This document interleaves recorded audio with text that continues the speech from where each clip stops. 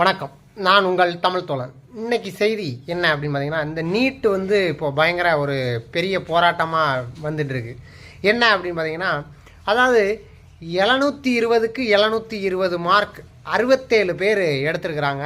அங்கே தான் டவுட்டு என்ன அப்படின்னு பார்த்தீங்கன்னா, அதாவது ஒரு மார்க் ஒரு பதில் நன்றாக எழுதியிருந்தால் 4 மார்க்கு, அதே இது தவறாக எழுதுனா -1 மார்க்கு. அப்படி இருக்கும்போது 67 பேர் எப்படி 720க்கு 720 எடுத்திருப்பாங்க அப்படிங்கிற ஒரு டவுட் வந்ததுனால தான் கோர்ட்டில் கேஸ் ஃபைல் பண்ணாங்க.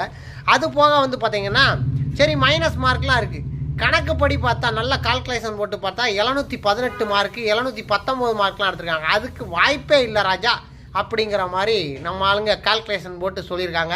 அதுதான் இன்றைக்கி அது ஒரு பெரிய பிரச்சனையாக மாதிரி இருக்குது. ஸோ நீட் தேர்வில் இந்த மாதிரி ஒரு குளறுபடி நடந்திருக்கு அப்படிங்கிற ஒரு விஷயத்தை நீங்கள் தெரிஞ்சுக்கணும் அப்படிங்கிறதுக்காக தான் இன்றைய காணொளி. நன்றி.